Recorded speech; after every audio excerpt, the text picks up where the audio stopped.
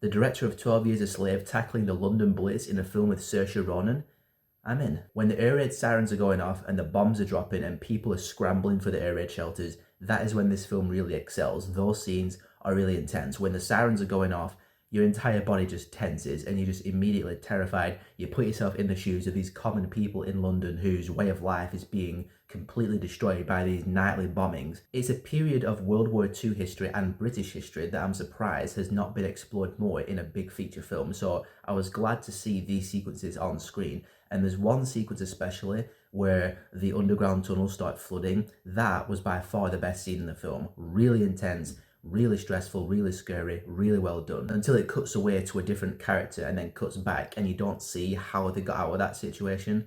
Yeah, that was a bit clumsy, that transition. Ultimately, Blitz is not as good as you want it to be when you hear Steve McQueen is doing a film about the London Blitz. You immediately have best picture expectations, why wouldn't you? And where the film disappoints are the characters, Saoirse Ronan and George. I just wasn't really moved by their characters and their story. George is evacuated into the countryside, but he jumps off the train, goes back to London because he wants to be with his mum, and he was kind of a dick to her when she sent him away on the train. He gets back to London, then he just kind of wanders about from place to place, from person to person, and I think Steve McQueen was trying to show different perspectives of the London Blitz and different things that went on during the London Blitz, but it just kind of got in the way of getting me to care about the characters getting back together. There's a segment in this film with Stephen Graham, who I had no idea was even in the film, and he's got his gang of thieves and robbers, and they're going to like jewelry stores that have been bombed and stealing jewelry out of them, which is something I never considered a thing for the Blitz, people taking advantage of the bombings and the rubble to steal from businesses. So seeing that perspective on the Blitz was kind of interesting,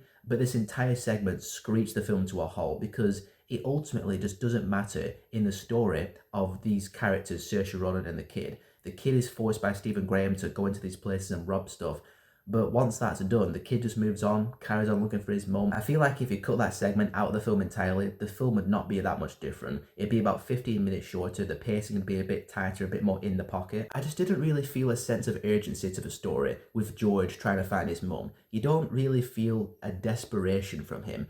He's just, again, walking about London, just seeing what's going on, and you don't really feel the drive for him to find his mum, and that's what kind of made me feel a bit distant from the film's characters.